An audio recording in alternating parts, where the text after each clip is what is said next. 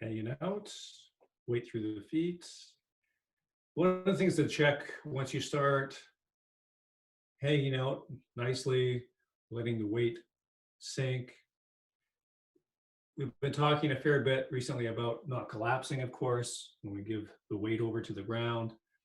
And in fact, making that direct connection, correlation, and the more I can release down and let weight drop, tensions sift downward, correlate that directly to opening up the upper body. It's like you're draining the body of denseness, tightness, and so it has a direct effect of emptying, opening, and lightening the upper body. Another thing to check as well, though, as you drop the weight, you think of letting the weight exit through the legs and feet. I'll notice often that my knees might come in a little bit. So dropping might have this kind of effect, to exaggerate. So if you're doing well at letting everything drop down through the legs, again, there might be a collapsation here in the lower body. We've been talking about the upper body will tend to fall with that falling weight. But we have to check the lower body, especially that knee alignment. So it reminds me again of this imagery of emptiness, empty vessel, being clear and empty, hollow, being hollow. And so that structure is very clear. It's like a vase, and we don't want the vase to collapse. So a very hollow, empty structure. And as we let the weight and tensions fall freely, we don't want the vase to cave in. So that structure, that open structure stays pristine. And as we let more and more fall and sink through, our responsibility is to attend to that clarity, emptiness, openness, and that alignment, that structure.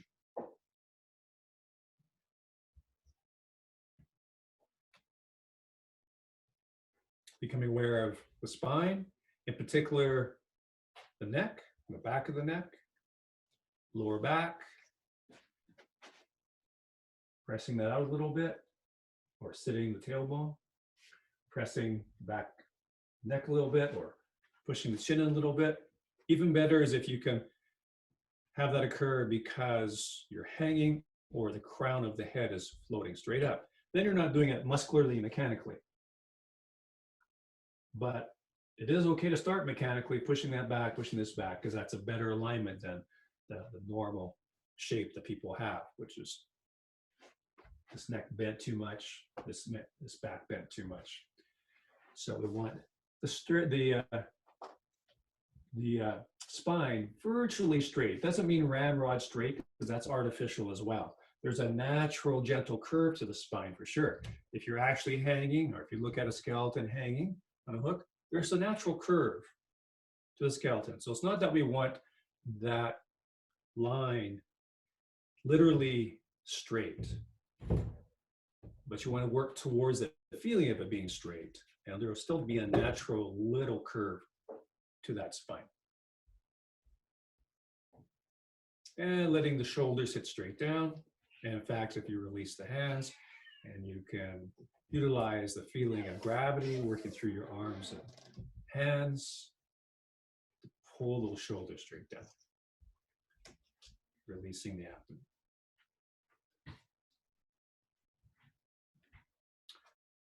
Another basic position for the arms is here. I call this the Buddha belly. And it's best if you arrive there energetically, rather than placing your hands there and then trying to get all the proper opening and placement. It's better to float there or expand to that place, expanding to that place. So imagine and feel that your abdomen is expanding, or the energy from your abdomen, you're opening and expanding, and your arms are buoyed. They're lifted, expanded, pushed out there. And then maybe a settling back a little bit. So again, you're not pushing out, but a resting. And so eventually you'll be able to sense that bubble of chi and generate that bubble of chi, and a sense that your arms are actually resting on that sphere or that bubble of energy rather than holding them out. Again, shoulders completely sitting. Allow the shoulder joints to open. Palms are facing directly to the dantian. The wrists are virtually straight, so a straight line from the back of the hand to the back of the forearm. The rounded shape comes from the bend in the elbow. And so this is another standard Qigong position, standing Qigong position here. Again, just a little further challenge in letting the weight sink, letting the tensions sink and fall through the body, releasing more and more of those tensions. And again, utilizing the out breath as the act of releasing breath, releasing more tension in the shoulders, and you may find tension in your back here. So that's actually one of the reasons why we want to have the arms in these different positions here. It's a further challenge for developing and correcting your structure and your alignment. What is completely normal is that you'll, in these different positions we have with the arms out here, is a person start to feel a tension in the long muscles of their back. And it's because we're holding our arms up. And we have this weight that's out here forward. And so we're having to kind of pull back with the back muscles to counter the weight of these arms that are forward. So if my arms are forward, the weight's going forward, falling forward. So we're countering that by pulling back, using those back muscles to brace and counter the pulling forward. That's the normal thing to do. So a huge opportunity with this training, eventually you will be able to access, discover, and sense the alignment of your structure so that, and you're relying on your skeletal structure so that you're not, as we already know, we don't want to hold ourselves up. We give the weight over to the skeletal structure, the bones, and allow the bones to take that weight. The muscles just hang off the bones. So we don't want to hold ourselves up and in. So we've talked quite a bit on that. We want to not hold ourselves up, but get all the weight over to the structure. That's fairly straightforward and fairly direct. This is a little bit more subtle, a little bit harder to access, might take a little more time. Well, not only do we want to not hold ourselves up this way, give the weight over and the work over to the structure, we also don't want to be countering and pulling ourselves in or pulling ourselves back to hold those arms out there. So that will require a little bit more refined and subtle accessing of structure to actually have the weight of your arms and hands fall straight down your skeletal structure, just as if your hands were here at the sides or here at your center. So let's just take a couple moments here to play with that, just that idea that I want the weight of my arms, even all the way out here to my hands, to not be falling down here in front of me, about a meter in front of me or half a meter in front of me, where I have to pull back. But actually the weight of all this out here is draining straight down my skeletal structure, just as if I'm standing here with nothing sticking out away from my body. So I'll just take a couple moments to play with that, experiment with that. And please jump in if you have any comments or questions, any comments on how you can access the weight out here draining or dropping straight down your vertical structure rather than having to pull back to counter it. To see if you're able to find any changes or adjustments in your structure to facilitate some of this happening. So I'm holding my arms here. It's the same as holding your arms here as out here. So even though the arms are out here, it's as if it's going straight down your structure. As if I was here, or simply here. Are you finding any adjustments in your structure at all where you can have a sense of not so much holding your arms up and back, countering that forward weight out there, pulling back, but you can actually have that drop or drain straight down your spine, your hips, the bones of your legs and your feet.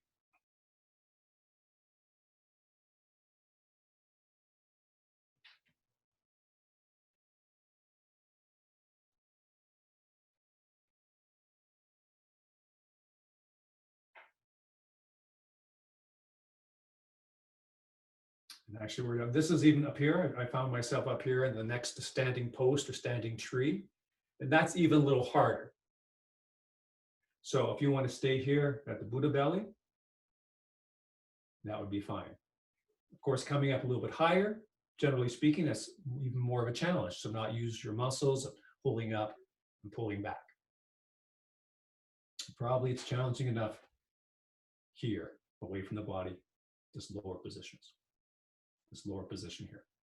Any thoughts or comments on how you can negate some of this pulling back, using the muscles here to pull back, but be able to drain the weight down straight through the body rather than holding up and holding back? Any takers? Well, I know one, it's more of a mental image, but I think it helps me access my shoulder blades to drop, is to have a sense that I've got weights going down my back as my arms come up. And it seems to then adjust my shoulder blades down, that my shoulders stay connected to my hips rather than kind of unplugged. And that Right. that takes some of the effort away. I still notice I've got some sort of pull like at that point, but it does a lot of the work for me. Yeah. So that is a very good imagery, and we do want to connect the shoulders to the hips, and so that imagery will really help you do that. And so try that again. An imagery that we often use is imagining your shoulder blades sliding down into your back pockets. So you can try that too. Any other comments or ideas? So I'm not holding myself back with these muscles, but it's actually, everything's draining down vertically through my structure, even though my arms are out here. Brad, I found that the concept we were talking about last week about the elbows coming forward a bit to open the shoulders really helped, because once my shoulders are open, then the arms don't feel heavy. Everything feels a little bit lighter. So Sandy, what was that process? Coming forward a little bit, which part of your body? Last Wednesday, we were talking about how if you think of the elbows as moving forward, The elbows. it opens up the shoulders. So I was kind of, even though we're not really moving the arms, but just thinking of the elbows, that sensation that I had last time of the elbow allowing the shoulder to be open. And then when the shoulders are open, the arms don't feel anywhere near as heavy. That is a very, very good technique, a good point. In fact, and try this with me if you haven't when Sandy was talking. So yes, emphasizing that elbow roll, and actually I didn't think of that, but doing it as you say it, that will be directly helpful, directly affecting our structure. So yes, last Wednesday, we were talking about rolling the elbows in our different positions and different movements. Rolling the elbows seats the shoulder, kind of sucks the shoulders down, and it opens up the back, rounds the back, and has this, Sandy has noticed, that has exactly that effect. So for a moment here, imagine and feel that you're rolling your elbows forward, even though we're not doing a commencement or doing a movement. Energize the elbows forward in front of you. Rolling the elbows forward, and you'll probably find that pulls the shoulders down, opens up the upper back, and kind of sits the shoulder blades. And we're back sitting into the hip again.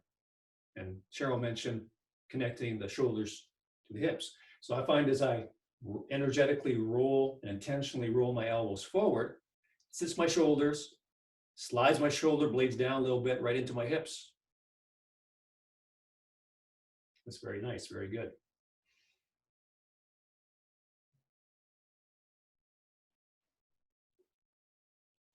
And so for myself, well, let's actually approach it this way. the opposite way. How normal people stand, where there's a lot of tightness in the lower back, and there's typically a curve here, sometimes quite a curve here. So contrasting is very, very helpful, very educational, very enlightening. So if for a moment we stand incorrectly or normally, how normal people stand, so let the lower back become curved and a little bit tight, and maybe lock those knees, and have the arms out here. With that lower back curved and tight, and the knees don't even have to be locked, just a little bit tight knees. Do you feel that you're kind of teetering forward? So if I do normal standing and have my arms out here, I truly and literally have to be pulling back with all those long muscles along the spine to prevent this falling forward or to counter the weight of the arms. I have to truly be pulling back my back muscles. If this is tight, certainly if my knees are tight. So this normal way of standing, we'd have to be firing these muscles to counter the weight of those arms and hands way out there. So to not have to rely on those muscles pulling me back up straight, we roll the hips under, roll the tailbone under, roll the tailbone under your head, the hip cage directly under your head. As we're always talking about, dropping the tailbone, flattening the lower back. If we have normal standing where we're not doing those things, we have the curve here, we have to physically, literally be countering the weight of our hands by using these muscles. We have to. So we counter it by rolling the hips under the head. So the hips, even to the point of having the hips a little bit more forward than what we really want. I just want you, for contrast purposes, I want you to experience that if we roll the hips forward, and I'm going to go further than we want to, but this will be useful. I roll my hips really far forward. Well, at least I don't have to be pulling this way on these with these long muscles to counter this weight that's out here in front. I've gone too far back now. Now my center of gravity is behind me, and my upper back is kind of got a straight plumb line right to the floor. But I'm not having to use the long muscles along my spine to counter the weight of my arms and hands. My arms and hands are more closely falling straight down my core. It's almost like I'm here now because I went like this. So that's a little bit too far. So I bring the hips back a little bit. And then I can still, once I have the sense that I don't have to hold my arms up with these muscles, I rotate the hip. And notice when I rotate to more of a normal angle, I'm firing these muscles again. So just take it then for now that there is a way through study, and you guys are touching upon some of the ways to actualize the ability to have the arms out here where you're not holding them up and countering that weight with these muscles along the spine. But there is a way to mechanically and intentionally having the weight of these hands and arms draining straight down your vertical structure. And if you can, I said intentionalize, if you can intentionalize it or energize the feeling of your hands coming straight down, that will help to intuitively adjust your structure so mechanically you're doing that. But just for now, so you know that ultimately, potentially, you'll be able to have Buddha belly, standing tree position, where you're not holding your arms up with your back, but even this weight out here is draining vertically down your skeletal structure. So just have that, at least have that awareness that that's eventually where we get to. So the physical things that were mentioned, rolling the elbows forward, that will unify your back and drop the weight down your back. Connecting your shoulders to your hips, as was mentioned.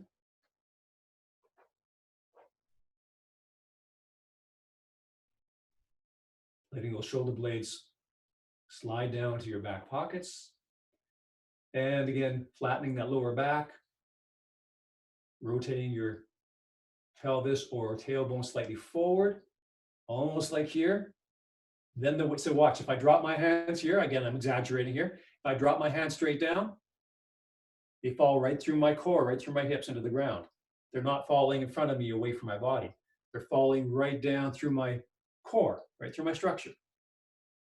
So that's what we can activate or reach by getting this alignment. But again, if you go into normal standing here, it really accentuates the fact that I'm having to fire those muscles in the back.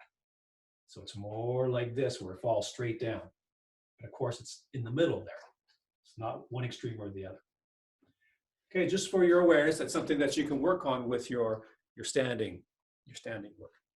Doesn't mean you'll get it like that. And even when you're utilizing those physical revelations that you mentioned, rolling the elbow forward, sliding the scapula down your back, those will greatly help. But as Cheryl mentioned, still feeling some tension here, some tension there. It's helping, but still, of course, this is something that will develop over time. And again, having that awareness now, and that you can now have this intention that I actually want this to somehow drain straight down rather than me holding it up. Just having that awareness and employing that intention, you can start to refine that. So let's come into some toy use. So hang out. And again, lower back is virtually flat. So even, again, standing your feet close together, this curve here, we want to virtually take out. Normal standing is here. Even when we have a stance like this, people will tend to still have this curved lower back and the shortened, tight lower back muscles. So again, we want to hang the hip cage or point the tailbone towards the ground. Back of the neck straight and long, exposing it back. Have the arms drift up long. Don't think about up, just like commencement, not so much up, but flowing out in front of you, long, very long. And the shoulders stay down. And you'll find if you keep the shoulders down and you flow forward, it'll open up the shoulder joints. Keeping the knees away from each other. That'll prevent the tendency for both knees to cave in. So they're kind of repulsed away from each other. Hanging from the string. Again, tailbone pointing straight down, abdomen released. Once you kind of get into the flow of things and they're fairly well configured, what I'd like you to do is, as you hang out and relax down, I want you to send your mind out through your arms and through your hands and through your fingertips, way out to at least to the wall in front of you. You can imagine that your fingertips are touching the wall in front of you. Notice any tension that might ensue. So we don't want to, as I extend my mind forward, that might, because the mind follows the body, that might cause a bit of leaning. Just a tiny, tiny bit of leaning because your intention is flowing forward. So you want to counter that by, again, rolling the hips underneath. Also, if you're intending to go forward and those arms are stretching, arms are growing long, you're touching the wall in front of you, that might cause your shoulder muscles to either tighten and or shoulders to rise up. So do this purely mentally or intentionally, not physically reaching, coming up, and tightening or leaning, but just intentionally send or imagine that your arms, fingers are growing long.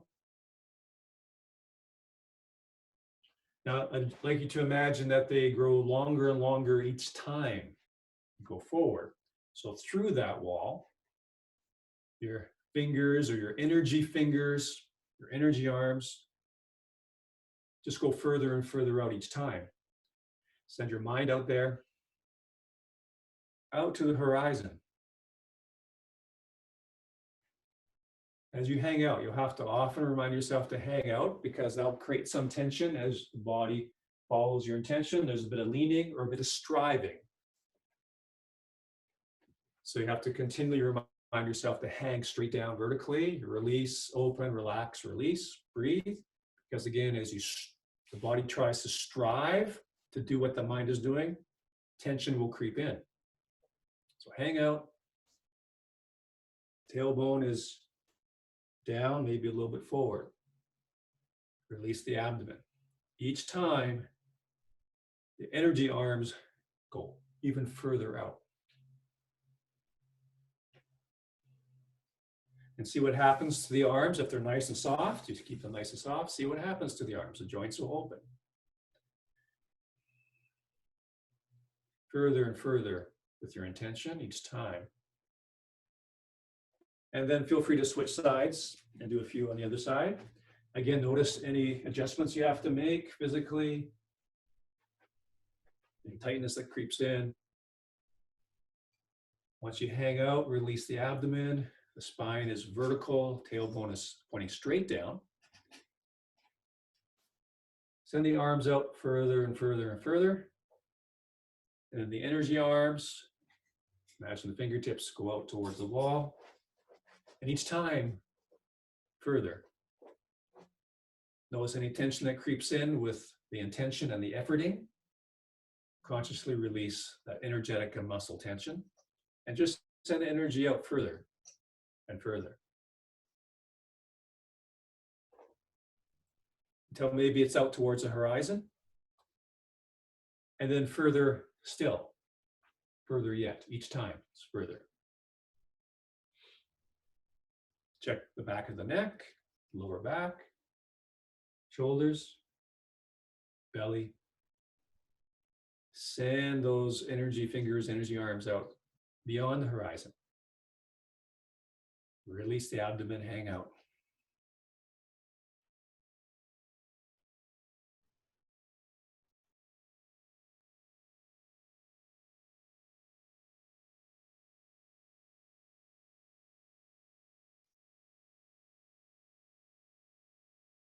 Further each time.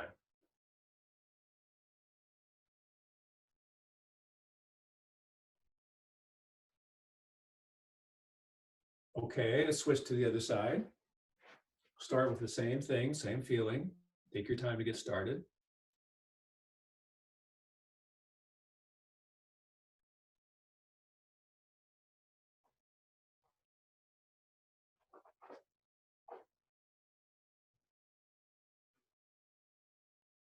Sending your intention, sending the energy out to the horizon and then beyond each time, a little further. Now, each time you come forward and you send the intention, the energy way out beyond the horizon, or however far you get, keep it there as you come back. Keep the energy, the intention there. Imagine that the energy stays at least that far. Next time you go forward, push it further. So each time you go forward, like before, you send the intention or the energy further out. Coming back, the energy doesn't come back. Energy stays at least as far as you left it, at least as far as you went last time. Then you go forward again, it goes out even further. When you come back, the energy stays out there. Maybe even progresses even further, but at the very least stays as far as where you left it out there.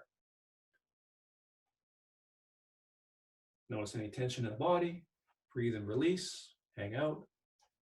Tension goes way out there. As you come back, it stays out there. Coming forward, pushing it further. Slides even further forward, even further. Coming back, it stays out there. Next time going forward, it slides out even further.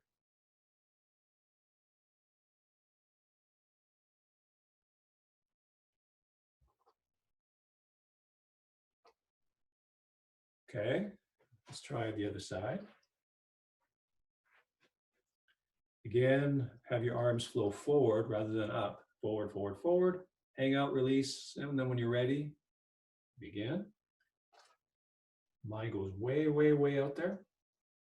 Even though you're coming back physically, your mind, your energy stays where you left it or continues advancing further and further out.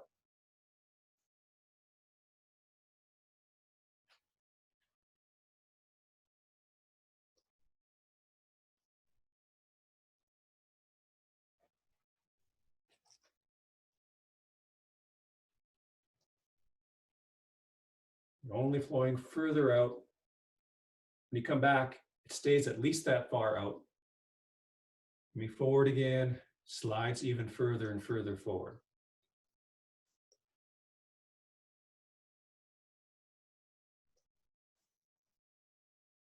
Okay, that's fairly, you might find that's fairly intensive mentally. Okay, so that's good for now. Feel free to let me know if you have any comments or questions with that. Dawn use.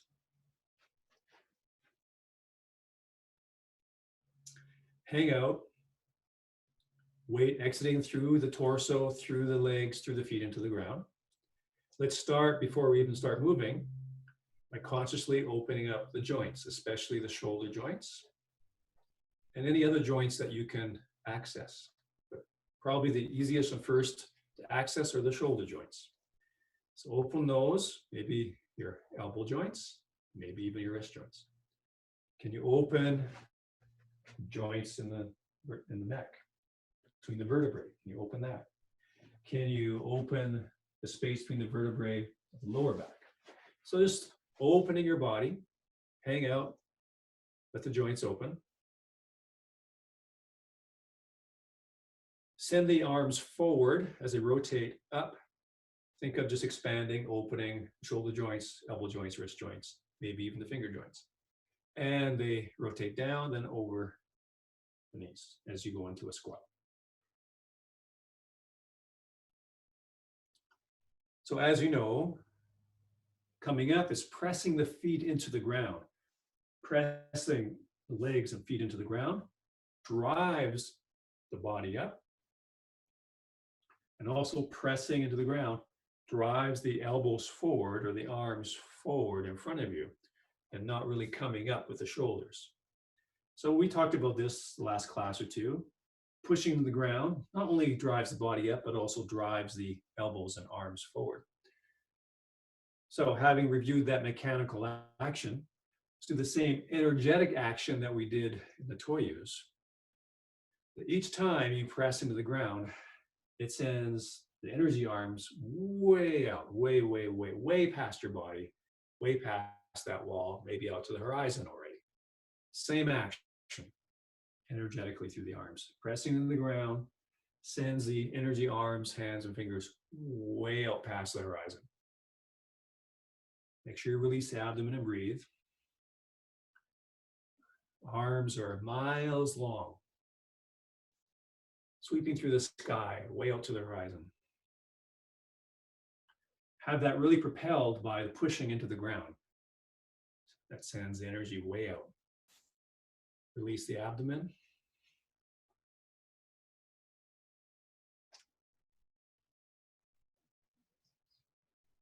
And you may find, to one degree or another, that as you press into the ground, the energy is pushed way out in front of you, and you don't have to really employ your arm muscles, hardly at all or at all. If you make that connection, press into the ground, it sends the energy way out in front. Your arms are buoyed or even pulled away from you, out away from you. Opening the shoulder joints for you, opening the back for you. They are sent out, sent out. Of course, that's your intentional direction. That's dependent upon making the intentional connection and the intentional direction way out there.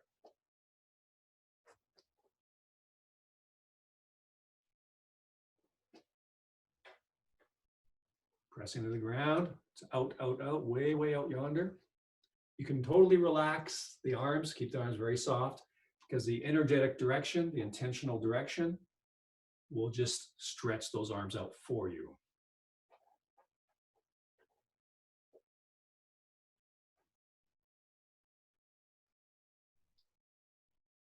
Way out as you press into the ground. Release the body. Okay. And then you can just drift the arms down, breathe, inch your feet in. Let's come back to a little bit of standing. So feet shoulder width parallel. Consciously opening the body, allowing the weight to sink, free fall through the body, through the legs and feet. Opening the body directly as you do that. Settling the breath and the mind in the bowl of the hips. Opening the back of the neck. Lengthening the lower back. Allowing the body to be empty and open enough for your weight to just free fall through it.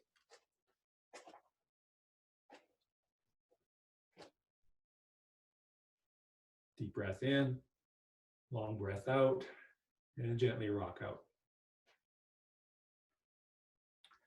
Okay. Any comments about that or any questions specifically anywhere in the set in terms of structure, posture, sequence, or principle? Any questions?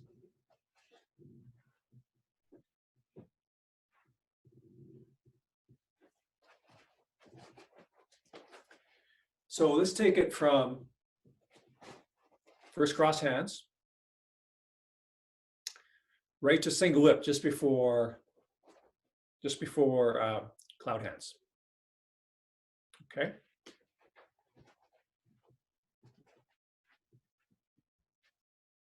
So hang out, let's take a moment. All those things we worked on tonight, everything worked on, let's just take a moment to access those, be mindful of those as much as we can here at cross hands. So nice and open, not compacted, not in. Rolling the elbows, as Sandy was alluding to, rolling the elbows, suck the shoulders down, and keep this shape nice and big, not tight and compact. Rolling the elbows, make that nice and spacious. Open up the upper back. They'll spread those shoulder blades away from each other and sit the shoulders. And see if you can have all that weight drop straight down your structure. Okay, so from here, first cross hands, we'll go into carry tiger. Back of the neck is straight. Continue to dangle the spine. Release the abdomen. Arms are energetically very, very, very long. Scratching the wall in front of you with the fingertips. Very, very long arms. You hang out. Energetically, you're way out there. Arms are long and loose.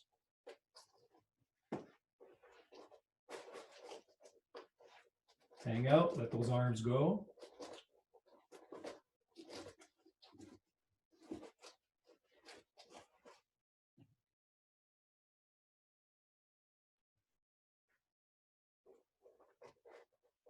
Release the abdomen, fist under elbow. See if you can stay hanging from the string, shoulders down. Long, loose arms.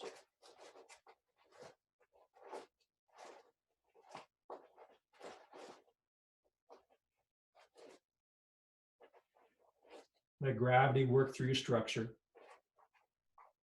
Your structure stays nice and spacious, open and empty. Hang from the string, release the abdomen. Back of the neck is opened, lengthened.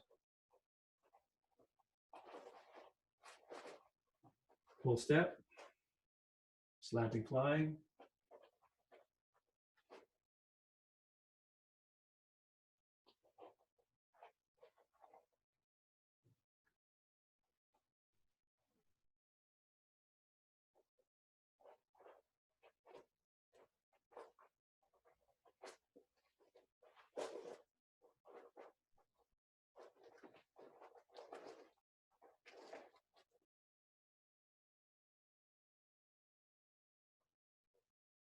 Release the shoulders.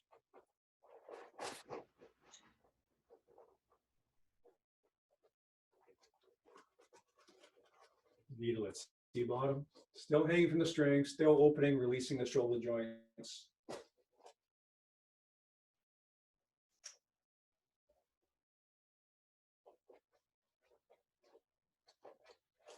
Releasing the abdomen.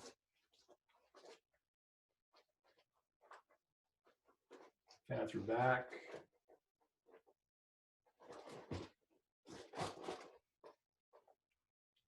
Hang out. Let the energy flow out once you're hanging. Moving by coming from the feet, pressing into the ground.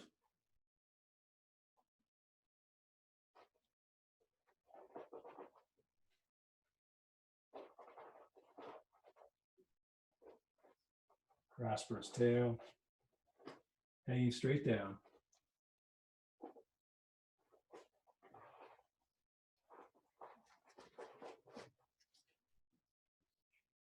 Notice if you're leaning a little bit, hang more vertical, releasing the shoulders and arms.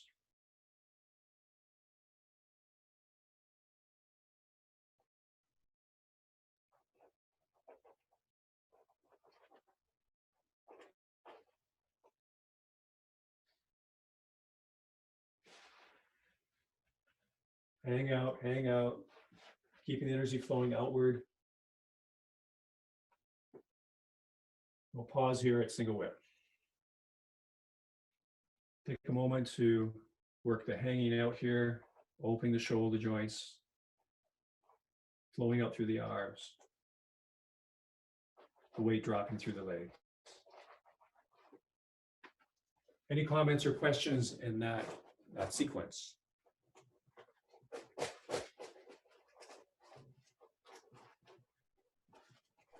I guess the thing that was like what's been interesting to me the last several classes, because we've really talked about like, you know, bringing the back of the neck back and the tailbone flat, is like a different sense of that verticality in the different postures. And so it seems like it's more possible to feel a sense of dropping in places that, you know, probably I haven't felt before. Excellent. Yeah. Yeah. And so that's one of our active challenges through the whole set. I mean, one of the values of having a long set and so many different postures and shapes is, can I access that same hangingness, that same releasing down, letting the weight freely fall and not firing these long muscles in the back through all these different postures.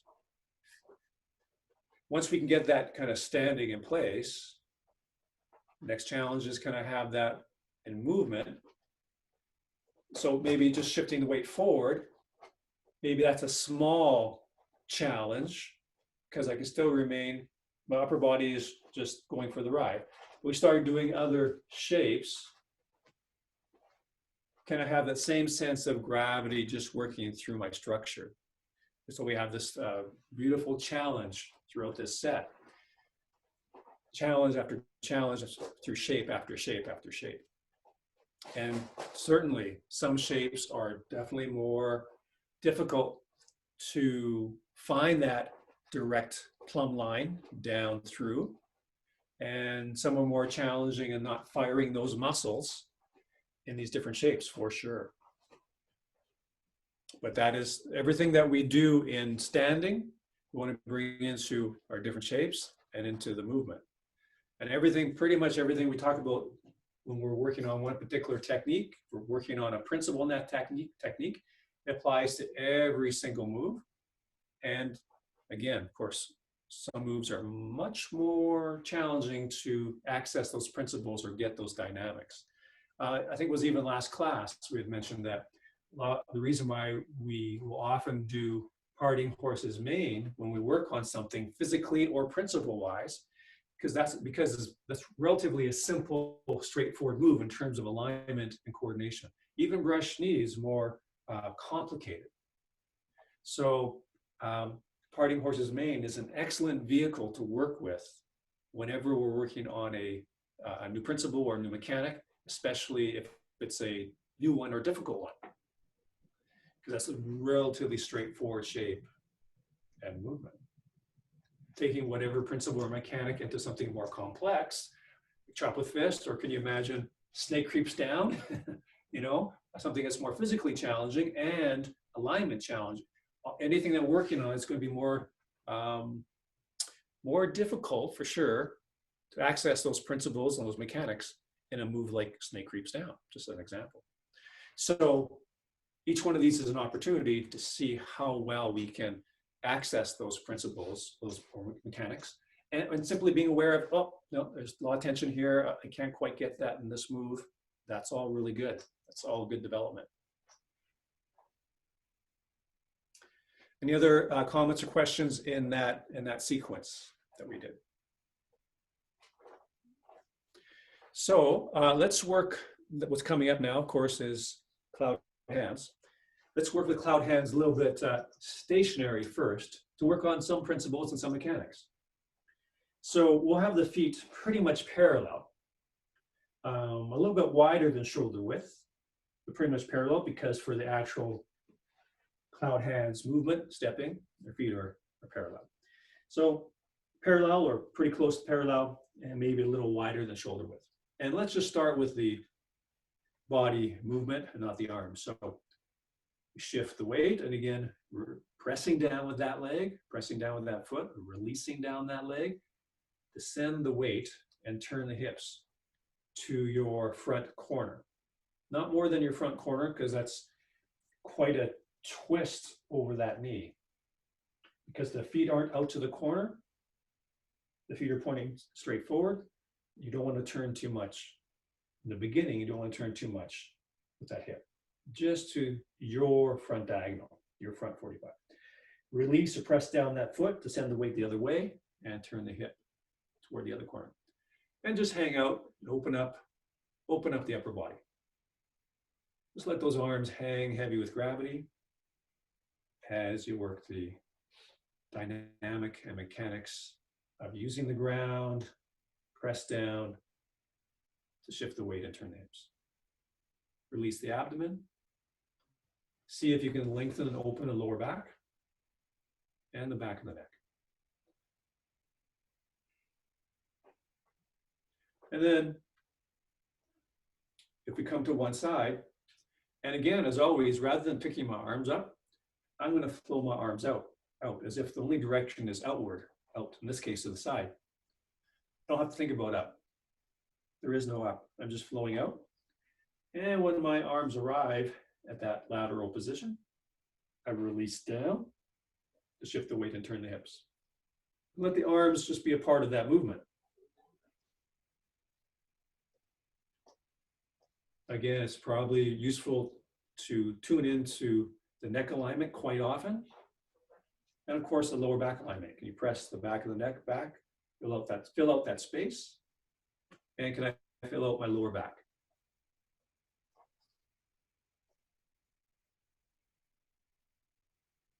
Again, having those elbows roll forward a little bit will make sure you don't collapse. It'll keep the shoulder joints open, have a nice big spacious shape. You have a sense of elbows roll away from the body. And you might find that actually pulls the shoulders into a more seated position.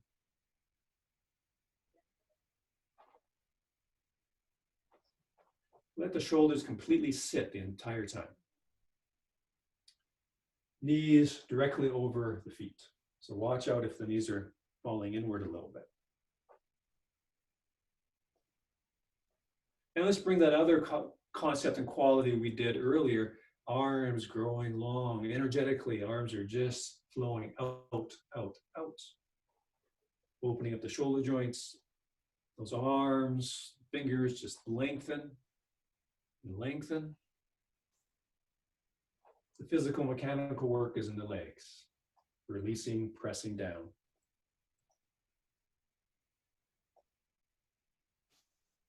The elbows stay a little bit unlocked the entire time, so we don't want them to fall into a lock position at any point. Gentle roundedness in the elbows. And you might find if you let those arms go, let them grow long, that also pulls the shoulders down. Again, the back of the neck, lower back, hang the tailbone, release the abdomen.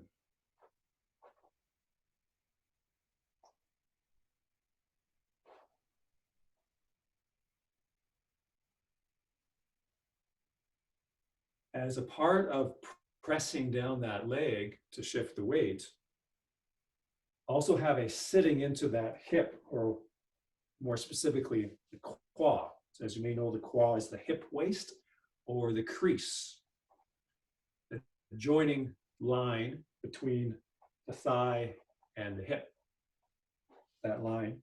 So as your weight is on one side, you press down.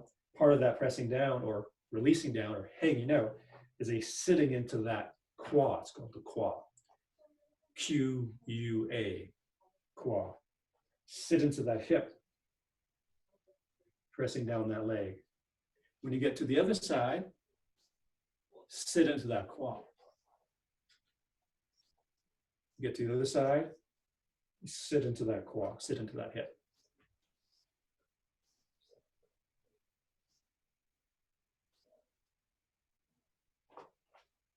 Letting those shoulders release, arms lengthen, releasing the abdomen.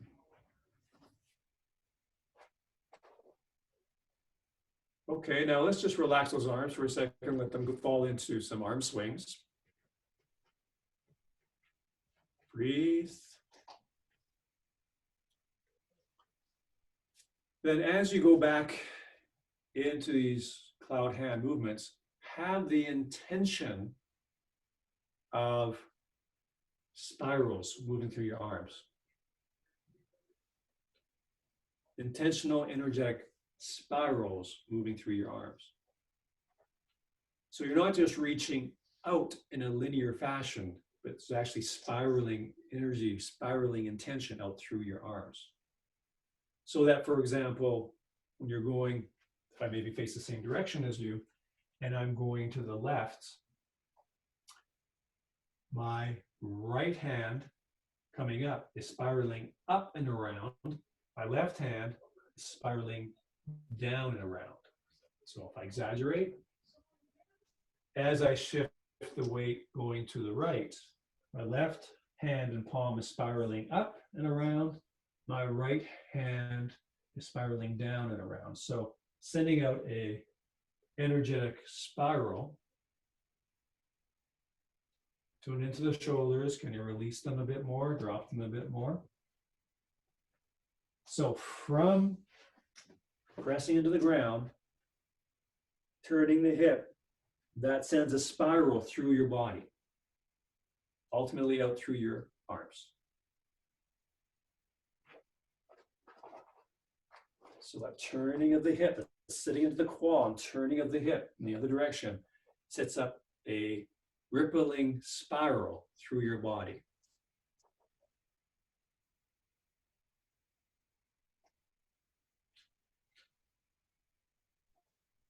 And if you find your arms are getting a little bit tight, or you're doing it a little bit muscularly, trying to make a turn with your muscle, just lengthen your arms and lengthen the energetic extension out through your arms, and that will tend to release the compacting and contracting of the muscles.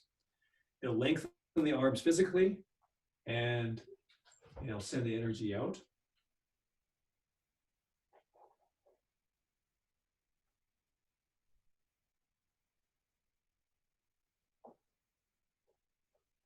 So let your arms, even physically, as you rotate the arms, have that as a lengthening action. The spiraling lengthens your arms.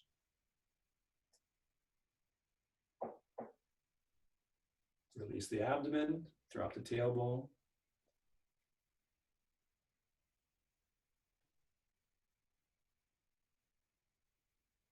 Depending on your flexibility, as you know, the hips just go to your front diagonal, not really going past. But your arms can go anywhere from slightly, not quite to the side, or directly to the side, but that takes more flexibility. So don't strain to try to reach directly to the flank. 90 degrees to the side. You don't have to get there. Just out to the side, wherever your flexibility allows. But eventually, even though your hips go to the front 45, your arms can go directly 90 degrees to the side. Again, don't strive or tense to get there. Just let the arms go out to the sides where they naturally fall. And as the arms and shoulders release and soften, and the back as well, your hands, your fingertips will be directly to the side, pointing to the side wall.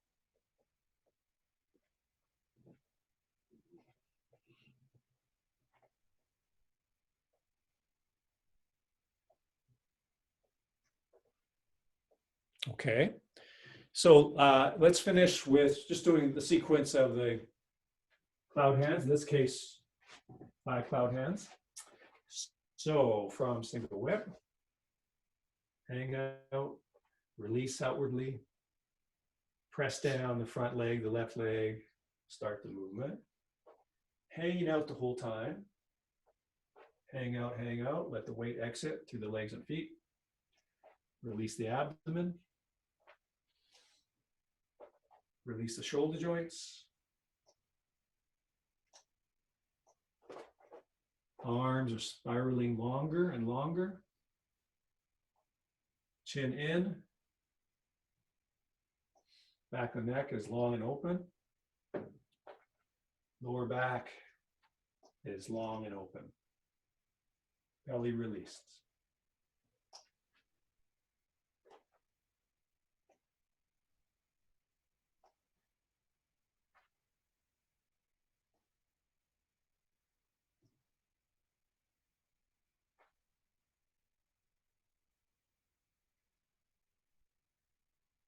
Arms only get longer. Shoulder joints only open more and more.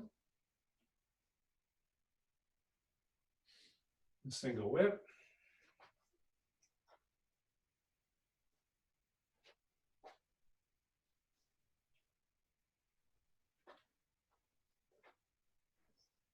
Relaxing outwardly through the shoulders and arms as you hang out. Abdomen released. Tailbone pointing straight to the ground. Okay, coming to center. Hanging out, dangling long. Weight exits freely through the feet. Abdomen released.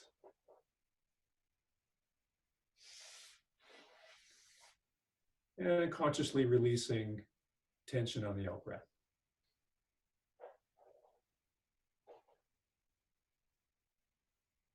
Take a deep, long breath in through the nose, expanding the belly.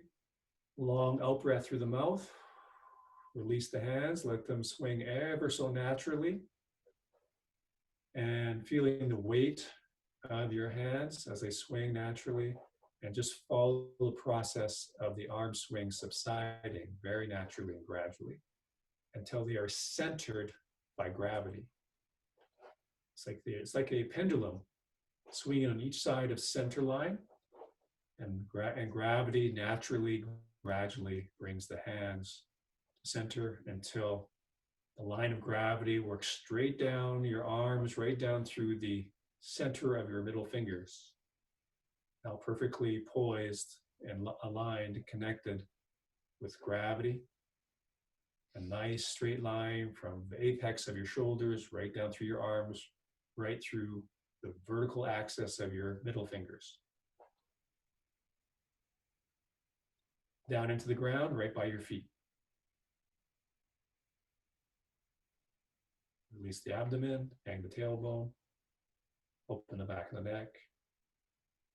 Gently rock out.